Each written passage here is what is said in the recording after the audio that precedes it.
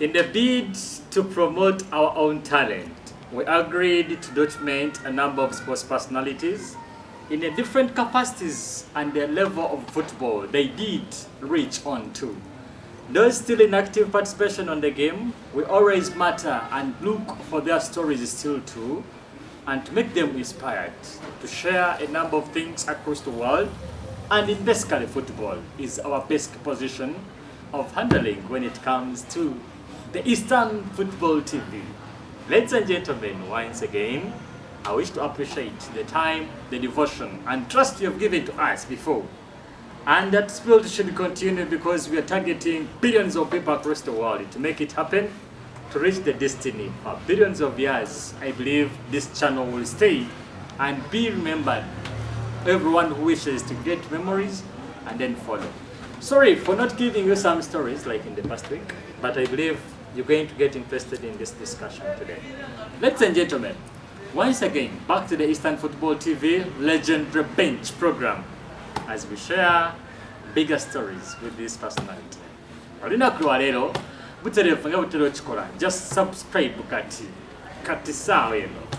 Linga oba n'ekigambo wali subscribe, just click on it. Eastern Football TV onaaba osobola okwegaita ku billions of people olwabo abantu abali kubona program eno abajja okubona program d'abanene kamaala abali kwidda mu maiso awo across the world of sports in Eastern, in Uganda, and across the world, because we shall go to the blinds and then make it happen still, that you get more personalities. Many footballers from the East are featuring across the world, but you haven't got their stories. Do you know that? Just to follow by subscription of the Eastern Football TV,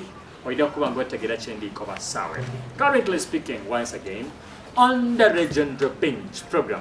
Hans Pro Waiswa Ismail Taipak okutekera program olunaku lwa leero. Era nga trust me, on camera we have Sentam Yusuf making that picture look as you can access it, and the other sides we have Abdul Karulu Nabamvuruga to keep things moving here, there, and basically. Today, once again, I want to let you know that we have one of the big sports personalities from Busoga, from eastern parts of Uganda. Asambye omupiira yakola kyasoboye. Mu luvannyuma lw'okusamba, I believe you want to know something about him. Kyayinza okuba nga twedi. Dinatolo waliwo tulina omwami Gabiri Juma. Gabiri Juma ono, you must have heard of the name. One of the talents from a humble setting that has raised to a star in Uganda and outside. Do you know that? Just to follow now. Let's join him today and then start our program. Ladies and gentlemen, let us join Mr. Gabiri Juma olunaku lwa leero abenga alamisa ku bantu ababwendi ba Eastern Football TV wekitiibwa tusinga okufuna olunaku lwa leero okuba nga oyidde ku pano yaife okusobola okwayamu ku n'ensi across the world bali kubona n'okugoberera programu eno gye tujja okwogera ku olunaku lwa leero ku Eastern Football TV. The audience is yours. Mbalamwisa mwena abawuliriza n'ababona Eastern Football TV. Amanyina ndetebwa era bandeta Gabiri Juma Kusai. Baaniki naiminga Kadenge era mwiganga buti wobuuza obuuza Kadenge. Yes. Omupiira tugusambye tutuuse ku piiki yago right now. Tuliwo kusomesa busomese baana nakuba kubera kyakola. Ayenga nzalibwa omwaka gwa 1982 right now nina emyaka 4. Currently ndisambira iganga yanga ayenga mu career yange y'omupiira nsambye ku me profession. All right. Wachitiibwa, are you getting where we are? Tulina Kadenge. Negomwendo okubonekanga sadde no. Ndowooza the brand joins okutegeera amangu Gabiri Juma Hussein as he has stated. Get interested in the story and then we get to know where we're going. Look Malwenda Chinana, Chinana. That means in Vanukira Kuvarada Vachidada. Okay, look Malwenda Chinana Nevili, which Tiwa Wengira Mula Movensi. Mr. Gabiri Juma. Muboni omulungi ali tugoberera program dino n'abajja odigoberera for generations after. yaneza okutegeera abazaire bo ne baani era wazaalibwawa basically ate then sobola okuboneka nga tulingirirako mu bulamu bwo bw'okusoma munnange gye wasobola okuba nga obitako. Nzaalibwa mu district y'Empyaka gye beeta Budaka. Muzeeyi wange bamweta Gabiri Hussein, ndi Mugwere by tribe.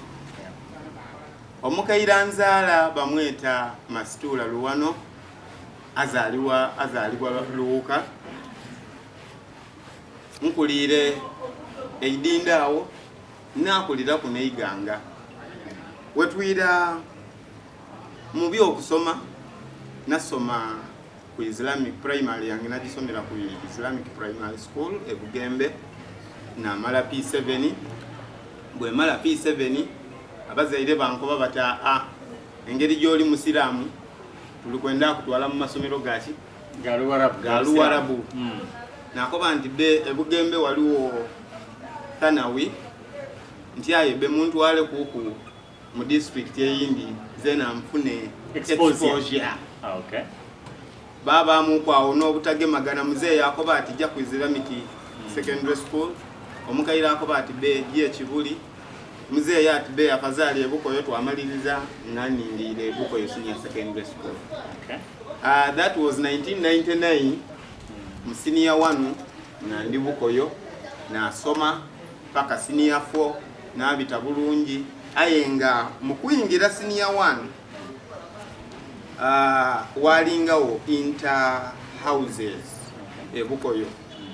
By that time ndakuwa example ya Bakasiira Badiru, Yes. ba Mbago Steven, ba Teeko, ba Teme Jackson, Yes. n'abaaliwo ku school team.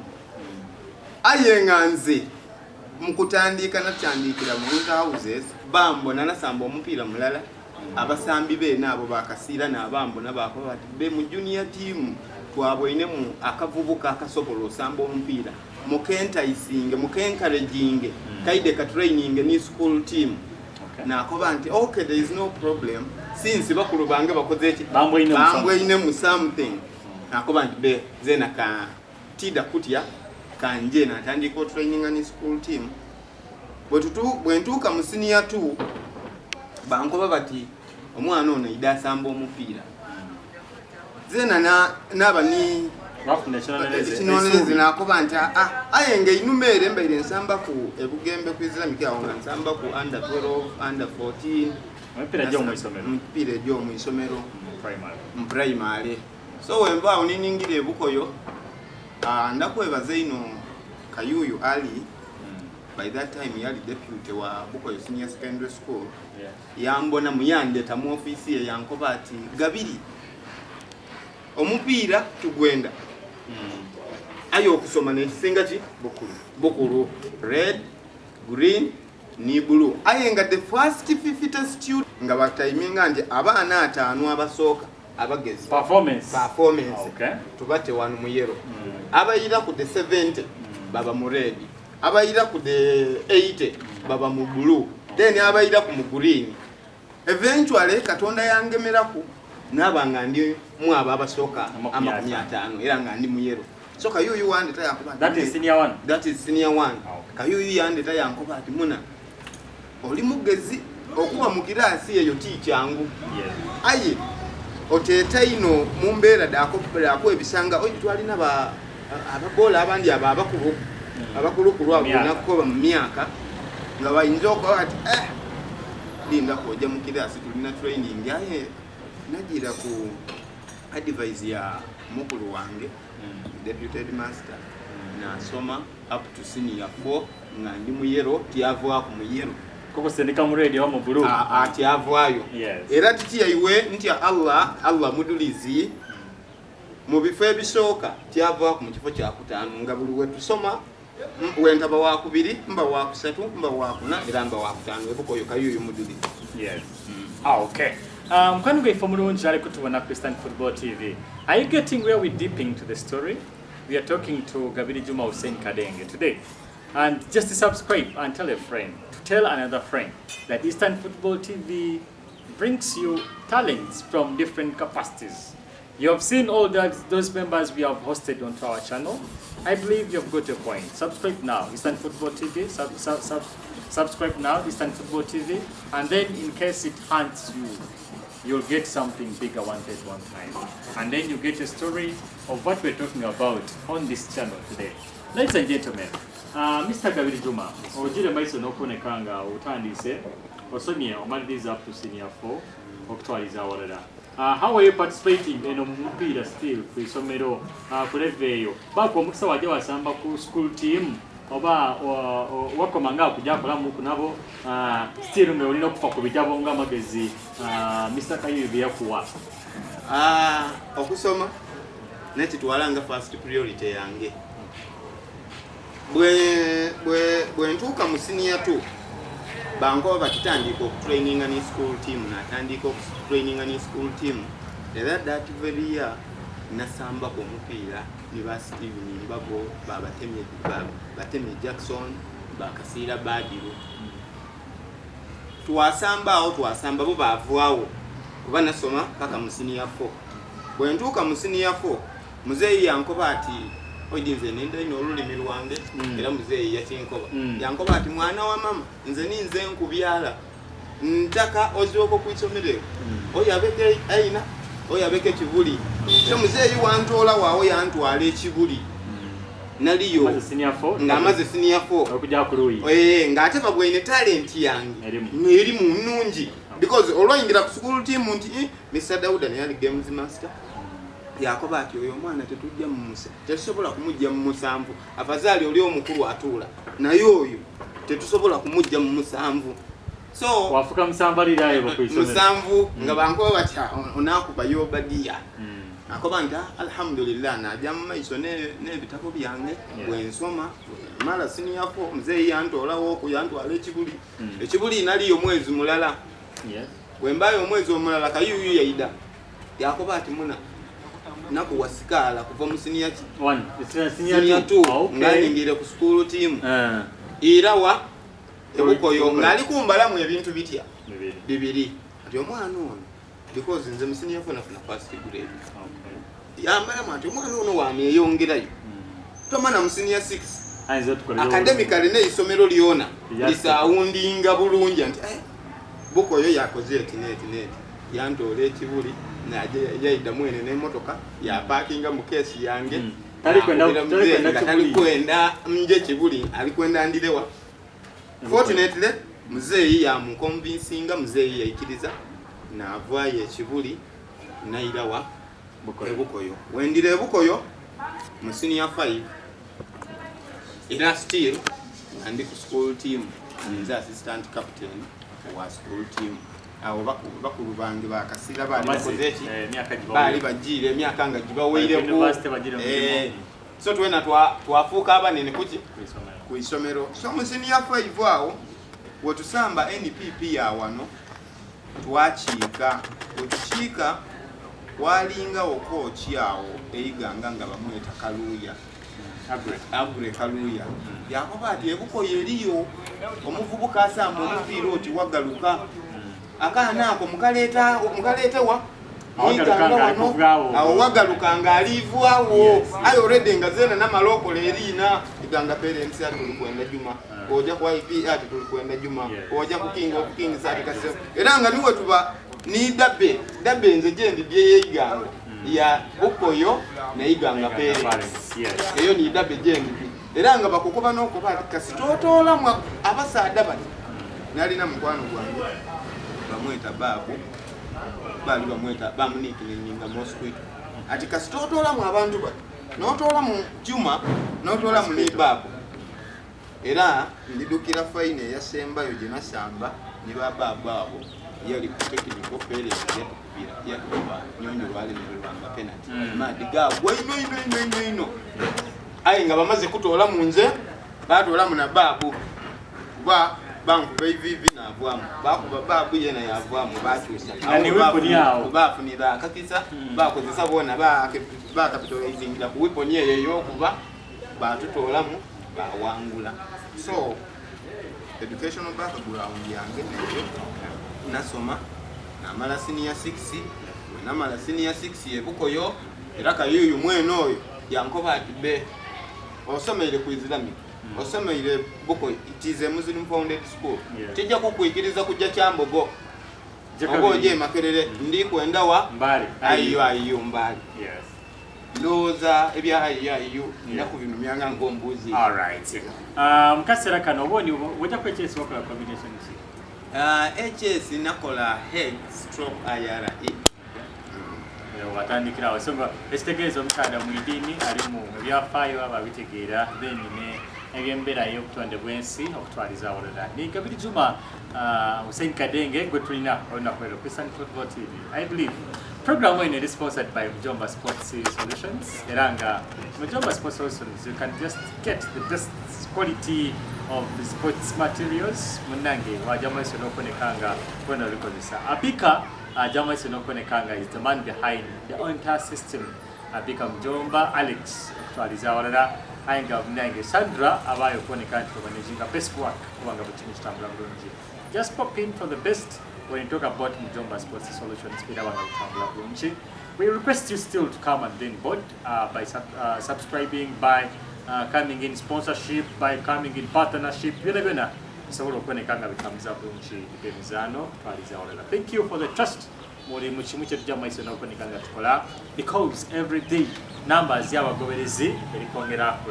that's why we empowered and trusted to work more to impress you, our viewers across the world.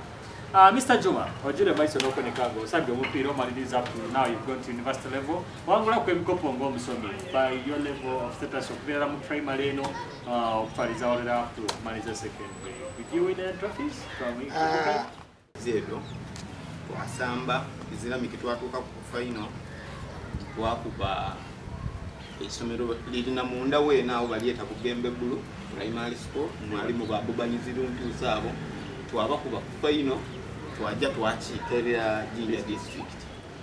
Bwenvaawo naire Bukoyo tida kulimba. Nawangula ku ebikopo mirundi ebiri.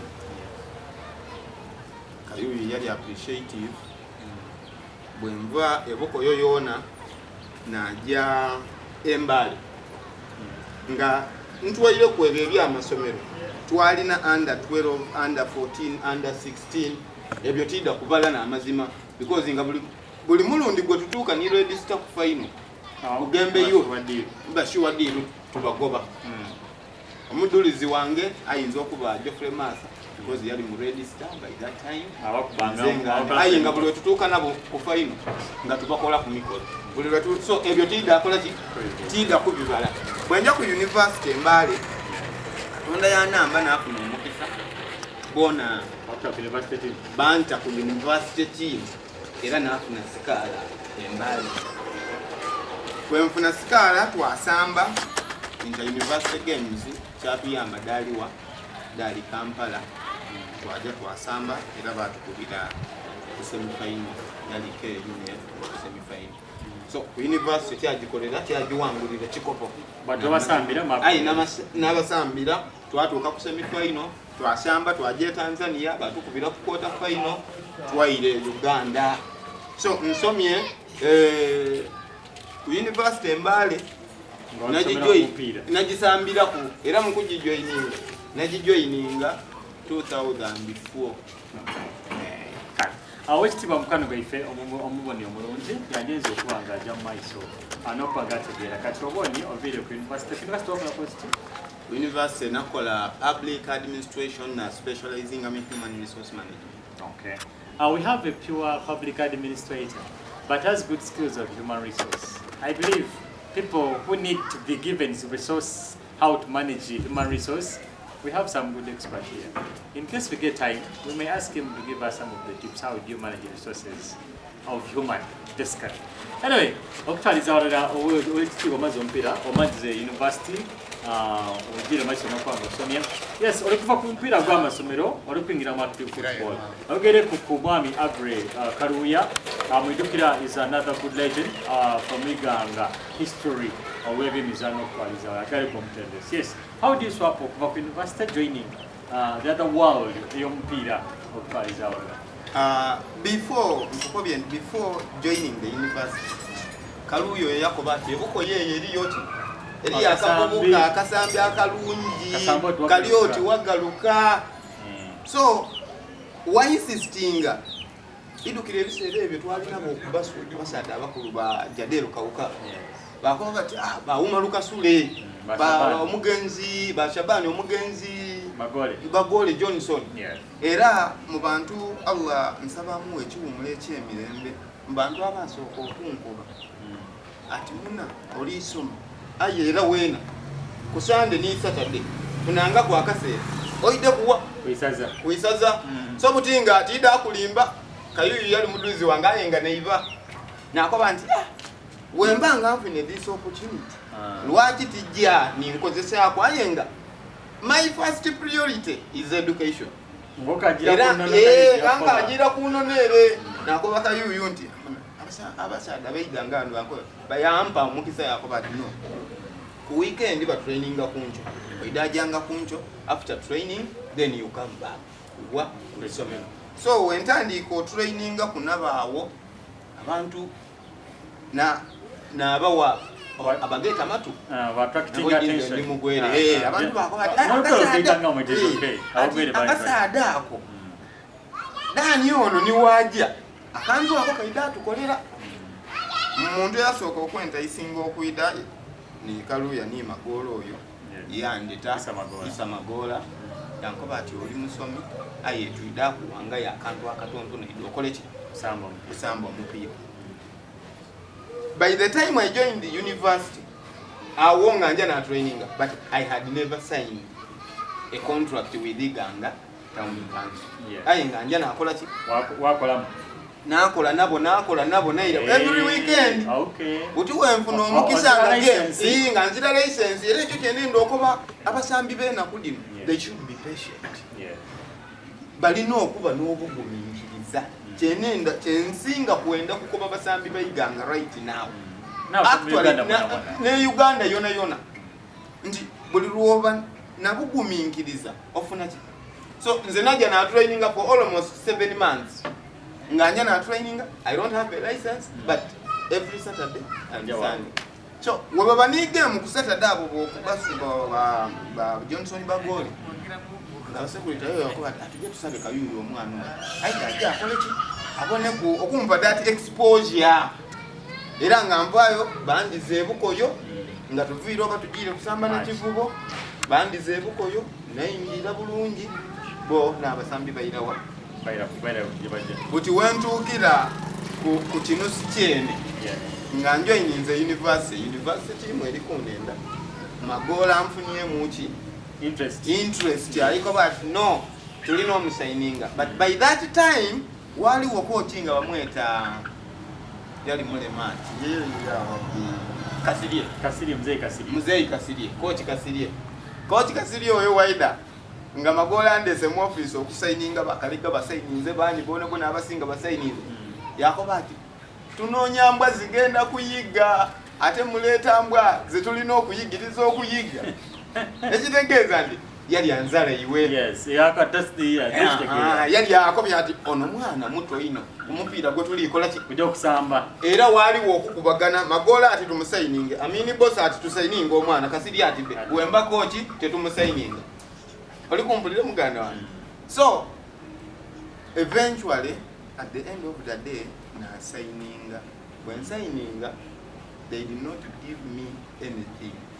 Banko abuko bati tulija kukusa. Nakoba there is no problem. Nze ndifani wa mupira ndikwenda ino okola ate zena ndikwenda eri lino liwukukane Juma bamutegere avide ebukoyo aye ngawo ebukoyo buli omwe ayogera ati mwasambanga omupira so tekusobola kuswika nino okusomera embale.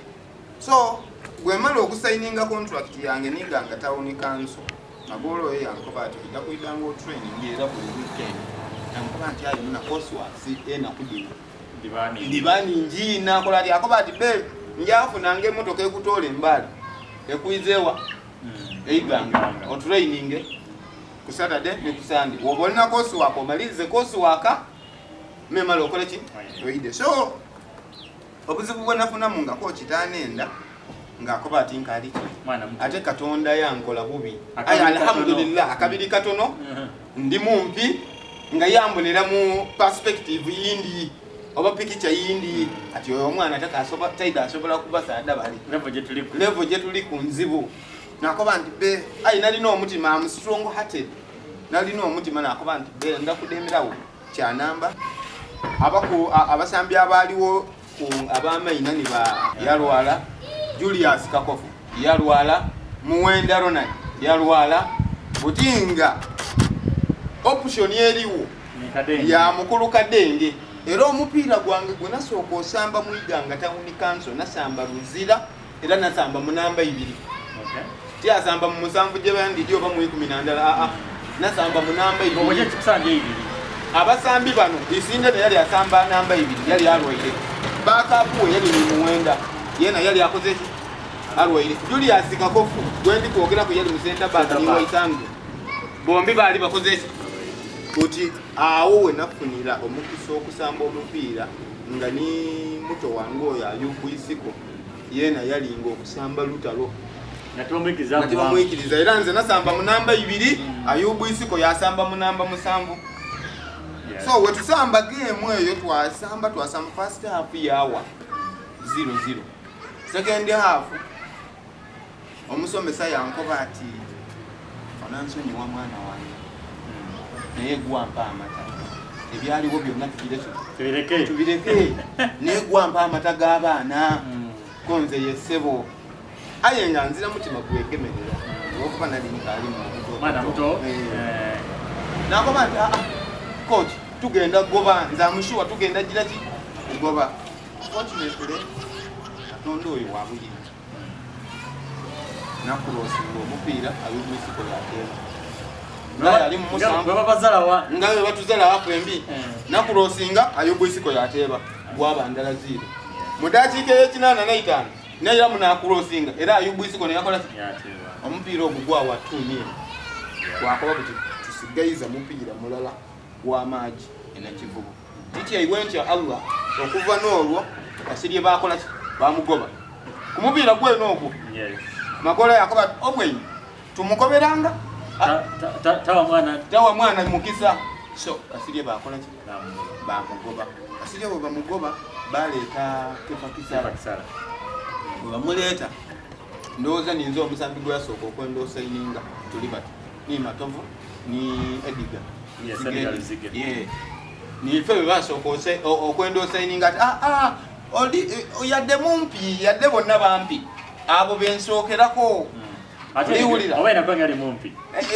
yenze nali mwidiku ng'ayenda ino baboolo sensa kasita oba ngu eri okozesa omupiira ogwo ye tafa ku amaanyi.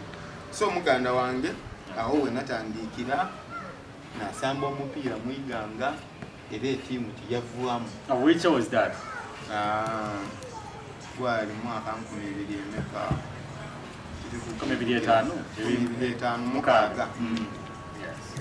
Okay.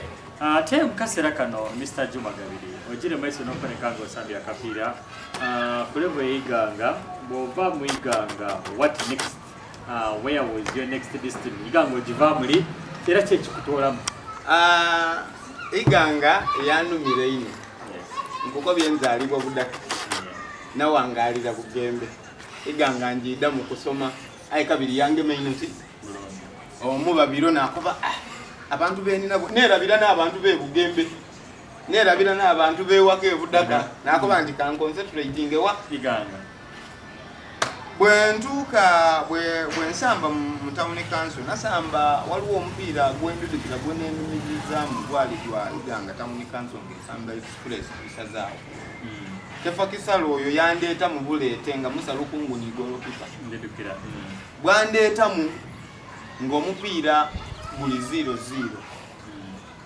nalina weaponi ndala yakulumusa mupiira nakuba na mupiira ogwo kukige nga Kefa kyanenda kukironga. So bwandeetamu nga kabiri abasambi betwali nabo Mwiganga ni ba Julius bali mu express bava Iganga bali mu express. So muso oyo wamba omupiira kumpi na aka ya center na samba omupiira na avuga omupiira na driving omupiira na akolera chance omuvubuka bali bamwita Pengere Ibrahim sawe eno kuti asambira mu adi nga ni kipa mutwoyireku kipa kuba yena yeida na amusalira munagaba bugabe bwengabo ngandi dinti mpairo omutuufu bwena wayakubuka kulia etimu dali dit edinene wali ku express yene wali ku police waba ku polisi ambolo oyo yandika ngogo omupiira guwere George Semogere ne yali by that time coach wa express yakoba ati Magola njagala nnyo omwana oyo newe ziba sente kati oba oyagala bukadde busatu kankuwe sente ngende n'omwana oyo Magola oyo yandika kuba yinza kumpita kankola yawava ate nti olikola ki oli kusoma oliwulira nga wonka alimaliza mbale wankoba atyo namukoba nti nze nzira ki nzira buzibu I will dance according to your tune. What you tell me is what I will go with. Magolo yankoba ati waliwo omukisa Faizo ni manager wa under 23 ku national team Faizo Muhammadi Magolo yankoba ati muna kulisiti eya abasambi ba under 23 oli ku Gabiri Juma we batuweta okujja enambolo okutraininga unfortunately nali nina mbali nakoba Magola buti nkoze mfunye chance ejja ku national team under 23 lwaki tikola Magola yakoba ati wankoba oti first priority chi kusoma ati soko ojje kusoma nze ninze enakukobye nti balina okweta kuba ba delegates baida kogo omupiira ku express awo we baanembera okujja kwanda 23 unfortunately nali n'ebibuuzo nakoba nti no kanje nkoleki ebibuuzo Mungu wanagera balikola ki balinde tasamu at the time so nasamba omupiira nasamba bwensamba kirabu direnga dilifunenda Magola yandemera natwala advice ng'omuntu omukulu omupiira time yatuuka nakoba nti omupiira right now guzira muki kasente naja neyiya papa oli kuva ku mupiira kuva ku mupiira nakoba nti kanje ku Sudan neyiye bwenje Sudan ngeriya omulimo gwe banzikiriza kukola mu MTN nga leader wa freelancers the whole South Sudan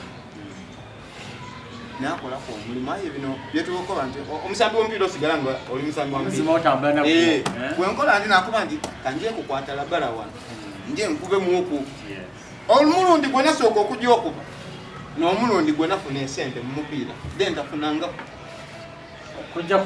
kujja kukuba mu tiyasabi wala yana dero ala abukurra anti bale boogera luwala ate olwende oluwalagwa mbandi waka bugembe mbale bukoyo so mbandi waka nakoba nti kanje mbasabe nkolesi bwensamba manager wa Talabala yankoba ati ita Jamini wenu kitegeza nti iwe ovira wa nkoba nti mvira mu konyokonyo yakoba ati ita Uganda onze ana Uganda atima mushikila lakini ana delo mwenu sula maita ndikwenda kuogera kuna niwe namkoba nti mushikila ndakukola so we malo okuogera n'oyo omusada yankoba ati tulikuwe $10,000 osainingi by that time mali tifunanga ku $10,000 mupiira n'amazima mukobera amazima sente ki ningi namukoba nti kutraininga na timu enu namukoba nti ayenkola mwe MTN nga yedukira mwe MTN mfuna omwezi $2 bitya bibiri aye bali kumpa $10,000 nakoba nti kansoke ndeke njega kumupiira buti bwendogera ni manager oyo namukoba nti ndakusigala nga nsamba omupiira ngankole eno kuba sente de mumpa ntono yakoba atuma mushikira wazira buzibu iwe jokole oido training olumalo okola ate ninze yali head wa ba freelancers the whole of South Sudan. Nga osobola monitoring ne obanga tole. Nga niwe mbanga tili ku site because abana olwentering pictures mu system nze nga ndidanga nkoba nti waiso baipaka engiza pictures oba photos nkagala mukaga nganze mperezayo owasiri nga idakola ki asasula. So gwensamba mu atalabala yene timu esinga kuba nungi mu South Sudan. Era nekiika ejinonerezeko atalabala FC nekiika buli mulumbi. Gwensamba mu atalabala nasamba mu omwaka kutya mulala twaja e Khartoum, that is Northern Sudan. Omunene ole omukulu kale omukulu mweno ono omuto taina kwenda Northern. Bodi wetujja nga tulina friendly ni timu bajeta Salamu United. Salamu United. Twasamba kage mukawo. Agwa era yakola ki? Yangerera etimu eyekuba mu kibinja nga wonayo bona ndi UPL wano. Agwa yangerera. Era kiti ewenja Allah bantu ndo omuntu walumulalo gwa dola. Okuva matarabara okujja mu Salamu United. Era wana kwa 10. No bampa dola 10. Bwenje erenga bafuni omuntu waloba bakoba ati omusambi twamulonda namulonda aije kwese leka tufune ki akase bwenjere nasamba ku season ndala actually half a season kyamala kuna season na muku obuzibu eno ng'omukaire wange tienda kumutamu ino mu mbozi ya ifweno ng'omukaire wange afunye muku obuzibu bino bya banka bisibiki yakoba ati mwana wange bajja kunsufa aye kigemagana n'omuzeire nze idini lyange lyendikiriza mu jana yange eri wansi wabigirewa ya muzeire nakoba nti ansoke numuke wa Uganda ntasani era naira wano omukaire oyo bamubande miliyoni dali mwenda nagemese entedo nadimuwa nakomanti mama ndikwira aye titi iwenti akatondere neibabwe ibye tiyabakobera. So when I did team a deal prepared. When I lie when in and no preventable could get you. Nani no vegetable could get hands. Now to Salam United manager and provide to cause Zidan Pisa or Georgia Uganda. Natokozechi to so professional in a samba professional football Sudan.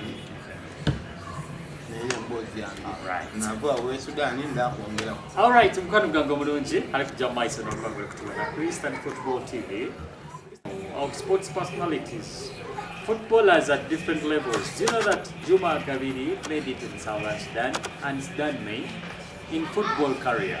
That means he moved a step outside this country and brought in a man in this country from abroad. That is the reason why we got interested in this story.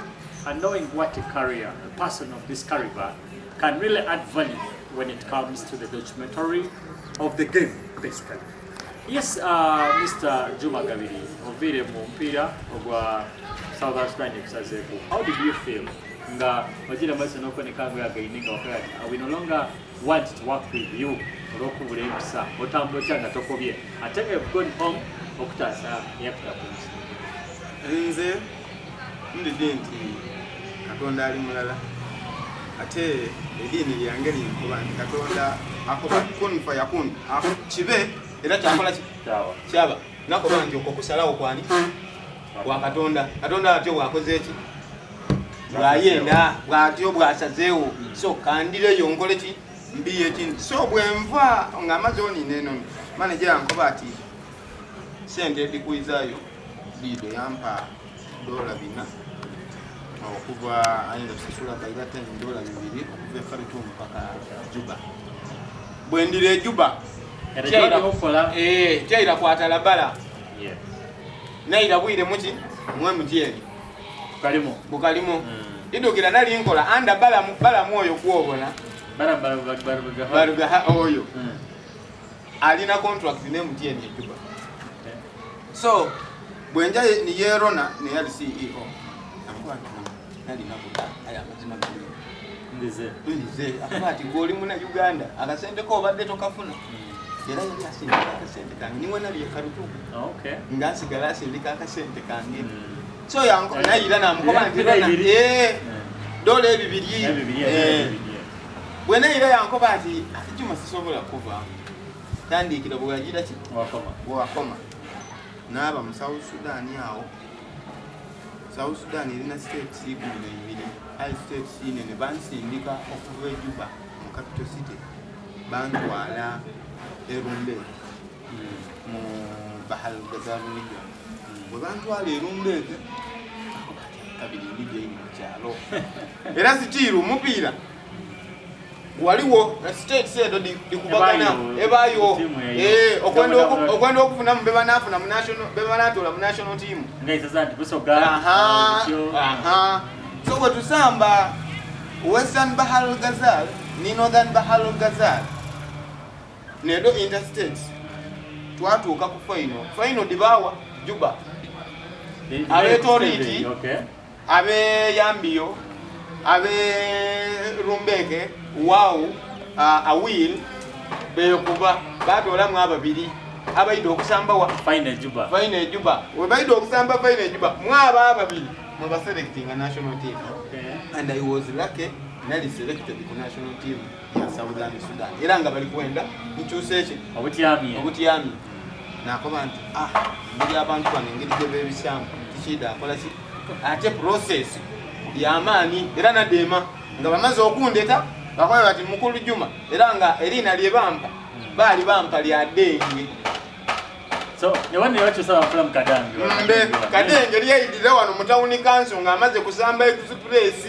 ati ere Kadenge ya police okuva n'olwo erina lyakola ki lyagema ayere abadinka Denge Mondenge Adut bo bazira kumbwa Adut lyamuwala Adoro lya mulenge so nje olwambe erya Denge era nga mu South Sudan nze bandeta Denge kuba nti ekintu kino kiri kulondola Kadenge Denge era bampa lya Denge nakuba nti Denge kati nakola ati uyu Denge kitegeeza maadi agakulukutira ku sipiidi ayiriri so nze nkulukuta n'omupiira nga maadi ago n'okumpa erya Denge so we bankuba bati muna coach bayita coach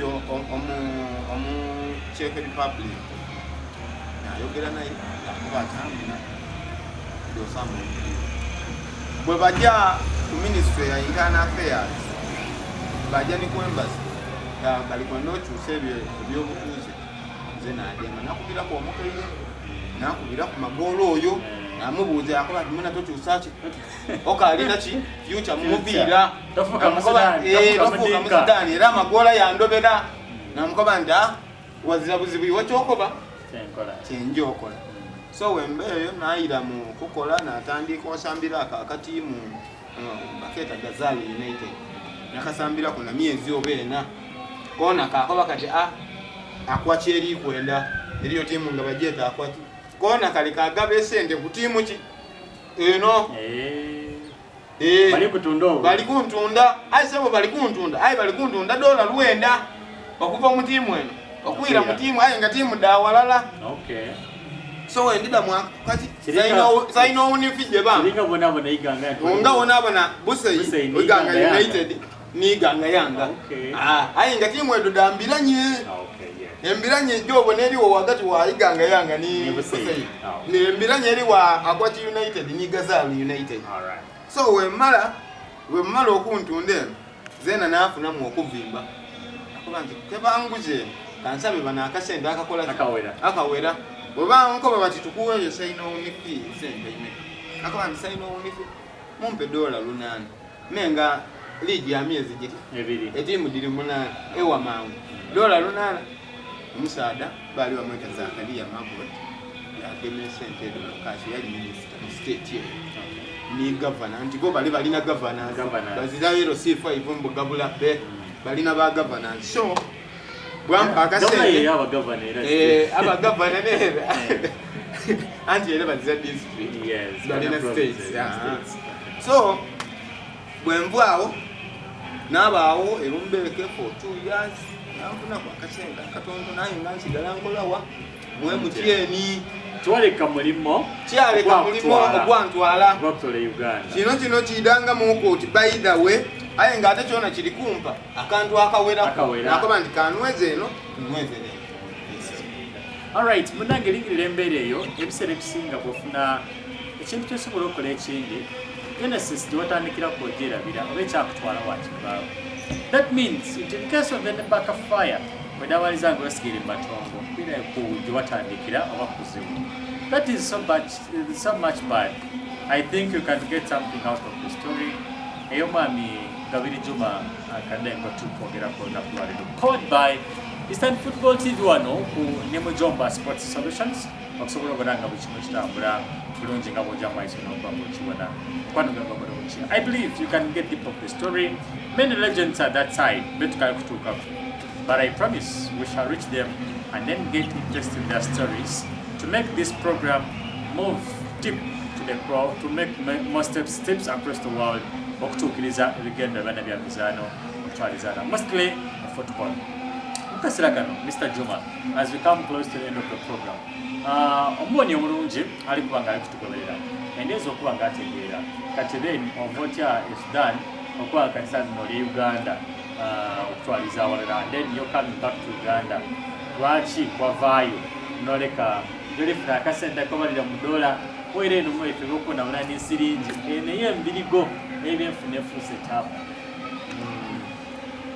Honorable Roma Usus okuva Sudan tikwali kweyendera but wabalukawo olutalo wagati wa Riek Machar ni Salva Kiir yalinga kupita olutalo olwo lubalukawo nali Juba bakuba amasasi obwire bwona n'emisana bwona twasulira biscuit for 3 consecutive days nga tulya waka biscuit ayi nga tukata mu maadi twakaboyita tuti wanwa nga ali kunwa buuji for 3 consecutive days. Olutalo olwo we lutandika nali ni mukulu wange Dagu ali ni Kayulu Jamiru oyo muto wange n'abakoba nti ayidukira we nali erumbe nga batukuuma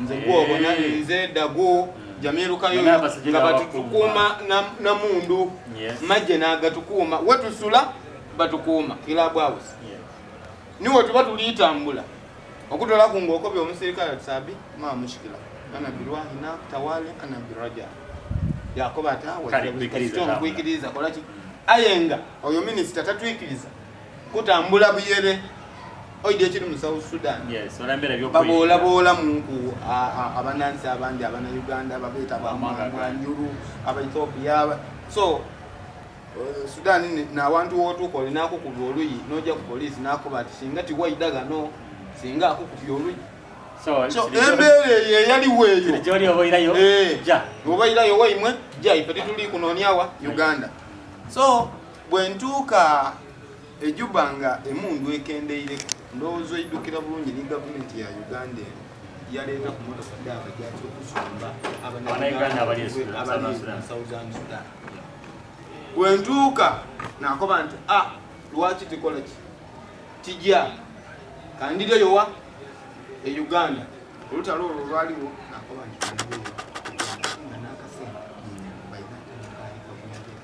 valuation of money kali kaguide nakoba nti omuzungu akoba east or west home is always the best nakoba nti kandire so ekyandetera okuva Sudan tikoba nti obana zinemererwa akola obana zikasobola tama mpira but embeera security wise yafuka setua yali nga tisutenso tisabuku singalawa Sudan. All right bovaye Sudan na akasente kwa vaina kukola kwa bwembwe Sudan abwena linka ali Sudan naweerezanga omujuzi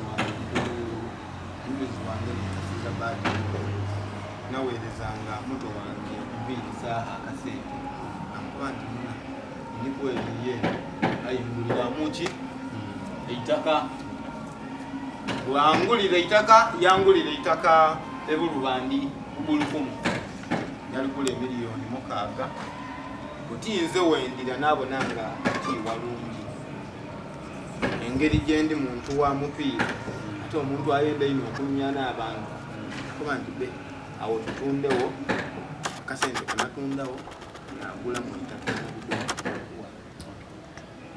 itaka eyo nagula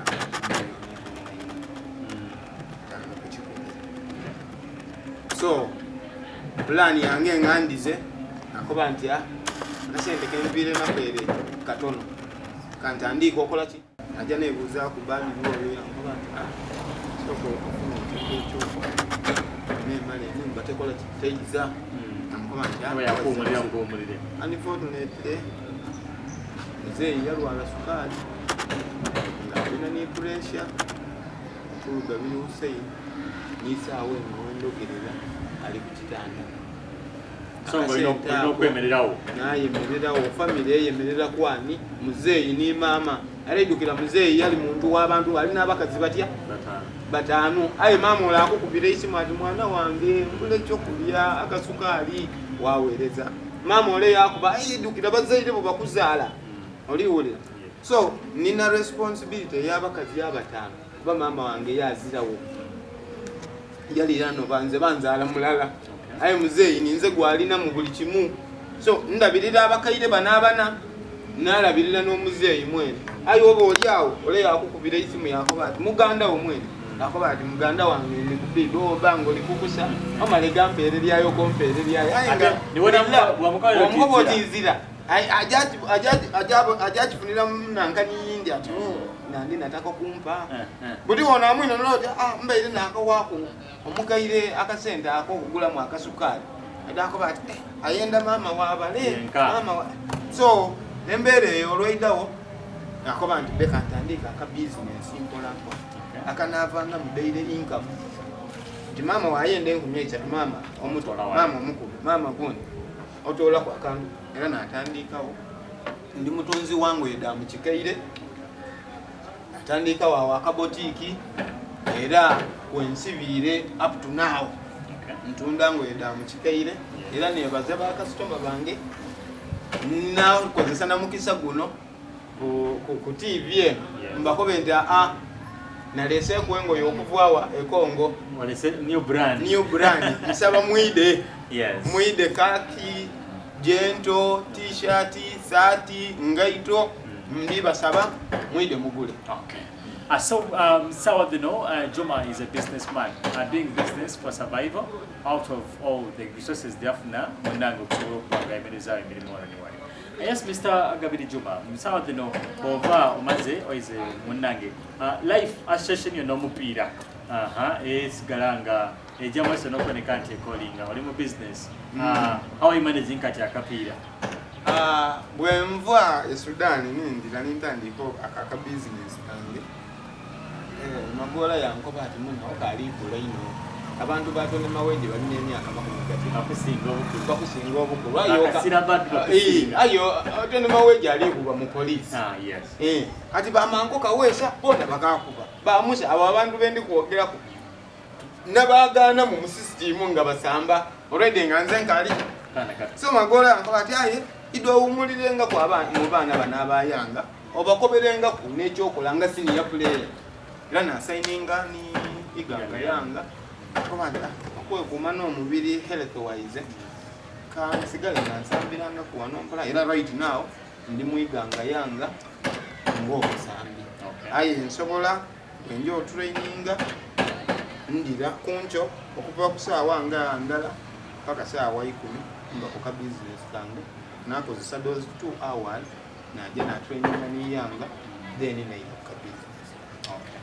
So currently Gabiri Juma is home aliganga ejimukuyo yafuka ensonga okusamba kwa kapira iganga yanke eyawukana kwiniganga town council jetwogera kutwaliza abalala but that is the same line iganga yanke seti yayo I remember hosting up wano was Kasira birthday abakubira nti yalinga junior team yakutekera iganga main team abasambeje okuwanga ekozesanga all time.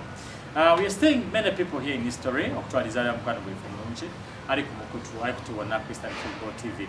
Which TV Mr. Juma abubaka kibwa wa area wana bya mizano okutwaliza awalala abajja amaiso n'okutubona abasambi b'omupiira okutwaliza awalala nga tulingirira ku ne comparison y'embeera ewe gyogema mu okusoma kwo n'otuuka okuboneka ng'omala ate kwotaako n'omupiira okutwaliza awalala. Advice gye nsooka okuwa abasambi b'e Uganda, ab'Iganga, ab'e Buganda ebirala nti w'obanga ofunye omukisa n'ofuna scholarship nti olijja kusomera bwereere ayi ng'osamba mupiira sooka okuliriza ekyo because okusoma tikukoma ate ko okusobola okuvaamu anything. Nze singa nali kisomye tiba ndimpeire kalima ako Sudan era singa bangoba nga we bangoba ku Salaam United nga nzira kipapula kyona nali ndikuira kukuba misota ku kyalo. So ndikubiriza abasambi b'Iganga, abasambi b'e Uganda nti bw'obanga ofunye omukisa nze nava bugwere yali ezira yali andidi nava budaka era ngukomye ndi mu basambi ab'ennumiriza munnimidde ibwe ndowooza weeno oli muddulizi nti wenkwagaana tikula musambu tayibaako okoba otya nkusugiirye mwana wa mama gyebala emirimu nenda ino olulimi lwange. So abasambi nenda kubakuba nti omupiira kirungi leero omupiira business muli musente aye obanga ofunye omukisa n'okoba oti bakuwaire omukisa ogw'okujja okusoma sooka okuliriza okusoma n'emaloire ku mupiira. Okay. Yes, you're finally byewasoma currently okalina ebiseera by'okubikola. Are you doing along that profession nti olina assignments with companies as a public administrator in charge of human resource? Wajja wano n'emirimu oba iwe ofiire kujjajo? Nanoonyako emirimu kino nimbeerabira okukobera mu Excel Insurance Company e Kampala. Nakolayo for 1 week. Baida bagulirira omugaiga yaida yagulirira batayo obukaire mukaaga ngaki nga baliko batinzira experience bidukiranga nakamala emyezi ebiri nga nakava ku university zena nkobye nda kampuni mukwano gwanga mpangira bwe najja mu Excel Insurance Company okolanga human resource manager nakolayo nkukobye week sidit omusaada ayira nabona wa kibaluwa kimbenga kuti naida mu mentality eri command kirungi ino okwekozesa okusinga okukozesa. So bwemba ninankanye na stickingira kweyo nakoba nti because ni ku district nanonyawo ko omulima awo omudulizi ni idi bateganya deputy kawo asobola okundulira municipal council nanonyawo aye bintu nga wengukobye nti nende ine idini lyange Allah fasi nkoba buko era nisaawe eno nkali nasubi nti Allah aida kungemulira mfuni. All right. Kasera kano muone omulungi aja maiso no panga tuna Christian Football TV. Yanizo tegera Juma. Olimsada mfumbo olina abakyala olina abaana. Oba you still in the process amidst being 40 years. Ndi musada mufumbo ndina abaana babiri omukulu ni Hashim Gabiri Juma. Omuto ni Hisham Gabiri Amin. Omukazi wange tya Samusoga. Tenda ate kunsombuwa. Kali ate wasombuwa. Nabwenu. Ebuda. Naje kasese.